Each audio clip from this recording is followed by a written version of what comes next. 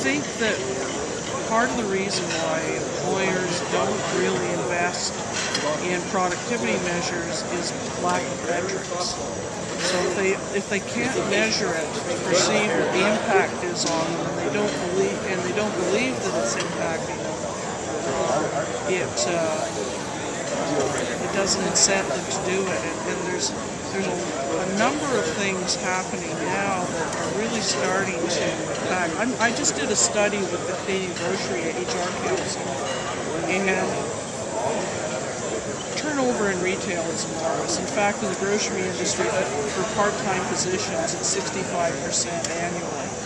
And the cost to replace they finally did a study on what the cost to replace a frontline stock clerk was. And across the system, with all the participating employers in the country, they came up with a number of $1,300. Now, you're talking about an industry that has a 2 to 4% margin. That means they have to sell between $32,500 and $65,000 more groceries to pay for the turnover of the lowest skilled position in a grocery store. It boggles the mind. And when you start getting metrics, that's productivity. If you get the right person in there, then your productivity will improve. So metrics are fundamental. If we can incent employers and provide, and in fact, that report was funded by another level of government, but it's that kind of information that hold it up in front of their faces and it's tangible to them. Definitely quantifies the human factor. One of the things that was mentioned in our session by Charles Pascal was this notion that he was using TD Bank. Was it TD Bank?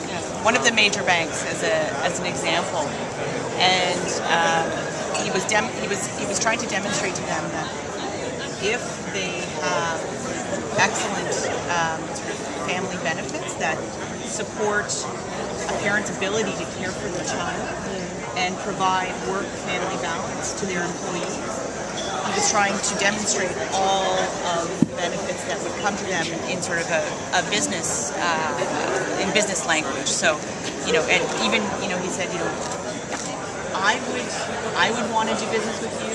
I know a lot of people who would want to do business with you. You have a lineup around the block of people who would want to be working for you.